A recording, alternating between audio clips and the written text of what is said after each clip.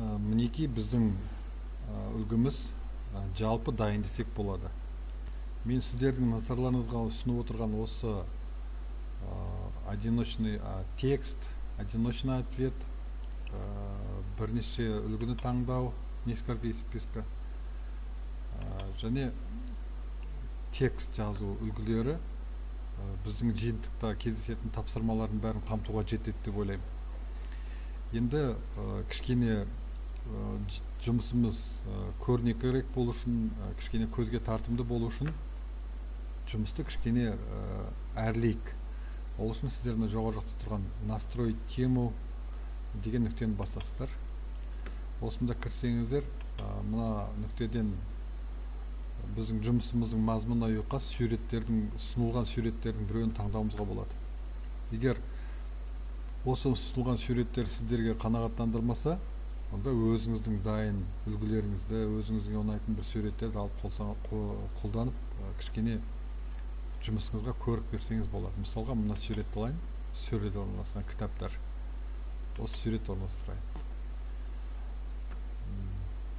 Осы әрекеттердің арқасында біздің жұмысымыз кішкене көзге тартымды, бір жағымды түстерге өзгеріп жатыр. Өстіп өзгерсеңіздер болады. Келесі просмотр нүктесі. Просмотр нүктесін басу арқылы сіз дайындаған тестіңізді тапсырып көруіңізге болады. Өзіңіз. Көрейік. Келесі терезе ашылып жатыр. Аты жөнін жазадым мына жерге. Мысалға мен Айшуақ деп жазайын. Сұрақ. Кез келген белгі салайын.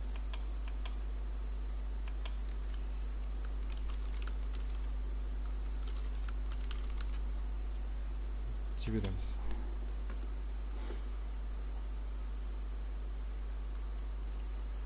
Егер сыналушы дереу балын көргісі келсе, бұнда жұмыстың нәтижесі шығып тұр. Өзінің тапсырған жұмысының нәтижесін көрсе болады. 0 балл алды, 1 балдан 0 бар. Дұрыс жауап 1150 болатын. Менің таңдауым 1250 болып қалды. Мына жерде де 3 балдан 0 балл алып қалды, себебі дұрыс таңдай алған жоқ. Дұрыс жауаптар мынау болатын. Үшінші тапсырмада да өлең жолдарын дұрыс жалғастырған жоқ. Дұрыс жауап мынау болатын деген сияқты. Өстіп нәтижені көруіне болады. Ал енді сіздер өз кезектеріңізде балаларыңыздың қалай тапсырып жатқанын көргіңіз келсе, біз мына вопросы нұсқасында тестті құрастырдық. Енді осының қасында ответға кірсек, біз қай бала тапсырып жатыр, қайтып тапсырып жатыр, қанша балл жинап жатырғанын көре аламыз. Ол үшін мұнда сводка, вопрос, отдельный пользователь деген нүктелер бар. Балалардың жұмысын тексеру үшін осы отдельный пользовательді таңдауымыз керек. Мысалға, қазір бірінші оқушы тапсырған. Ол мен өзім көргем, Ақберен болып көргем, дұрыс жауаптарды көрсеттім. Екінші оқушы Марат Рамазанұлы мен қасымда отырған, сол кісі тапсырып көрді. Үшінші оқушы бағанағы сіздердің ұсынған мысал ретінде Айшуақтың жұмысы.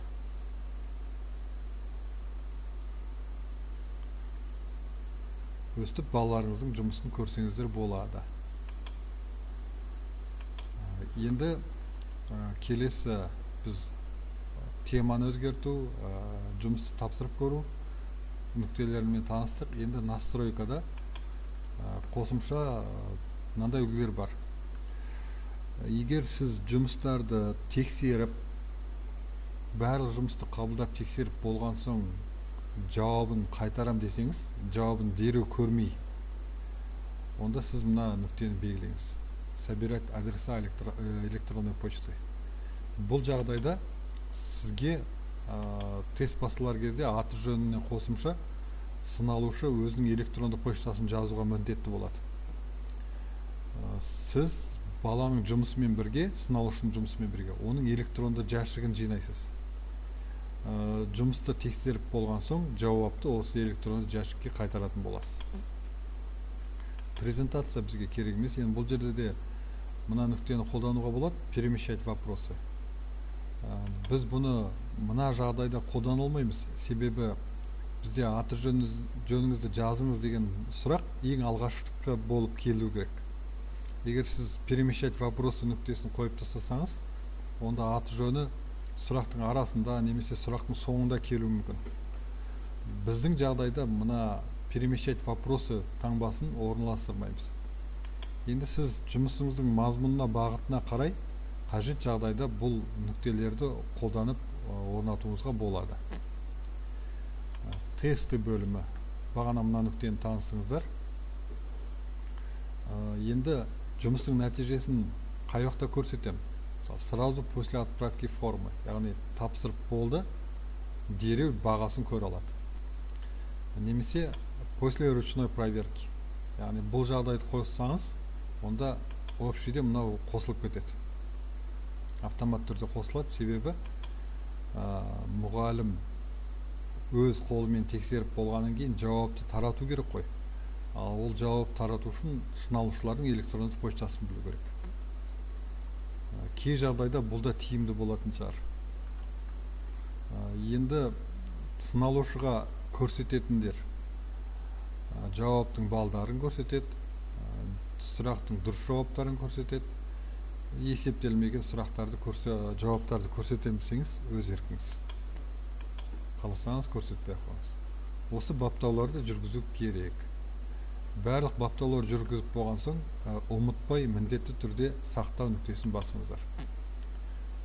Осымен біздің тапсырмамыз жиынтық бағалауды алу үлгісі дайын. Жұмыс дайын болғанда енді бұл жұмысты біз сыналушыларға ұсынуымыз керек. Енді ең негізгі сәт. Сынақ жұмысын, жиынтық тапсырмаларды сыналушыларға ұсыну үшін жоғарыдағы отправить нүктесін басамыз. Бізге келесі терезе пайда болады. Бұл жерде осы жұмысты сыналушыларға жіберудің үш үлгісі бар. Электронды жәшігіне сілтемені ұсыну арқылы, немесе сілтемені сайтқа орналастыру арқылы істеуге болады. Енді бізге ең тиімді тұсы ол сілтемені ұсыну.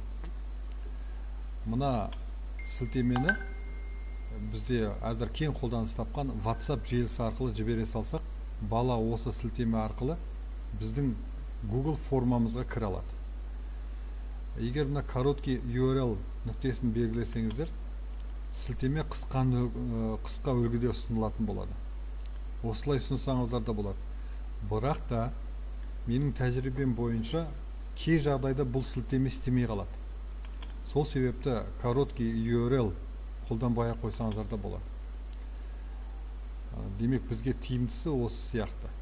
Бұдан басқа әлеуметтік желі, кең таралған әлеуметтік желілер, яғни Facebook пен Twitter арқылы таратуларыңызға да болады. Біздің жағдайда WhatsApp, сол себепті екінші үлгіні таңдағаныңыздарда копировать баса салсаңыздар, мына сілтеме автоматты түрде компьютердің жадына бастырылады. Енді мен WhatsApp желісін ашамда кімге жібергім келеді, қайсы балаға жібергім келеді, сол оқушыны таңдаймын да. Мысалға мен Марат Рамазановна жіберіп көрейін.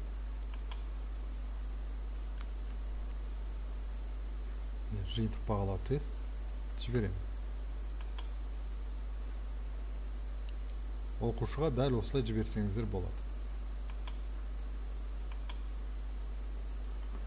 Оқушы осы сілтеме арқылы Google формаға кіреді да, біздің дайындаған сұрақтарымызды тапсырып,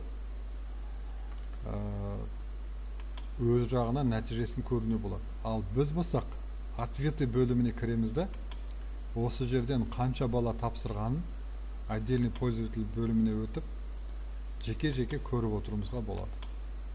Бірінші бала Ақберен болып тапсырған, екінші сыналушы Марат Рамазанұлы, және соңғы үшінші сыналушы бағанағы Айшуақ.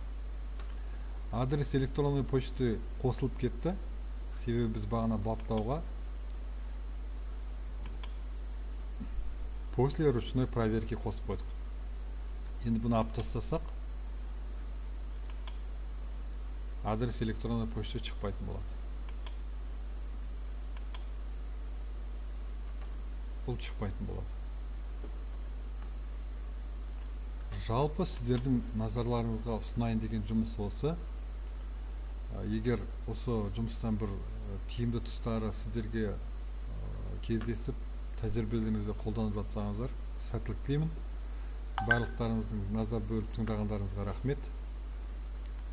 Жақсы, сау болыңыздар.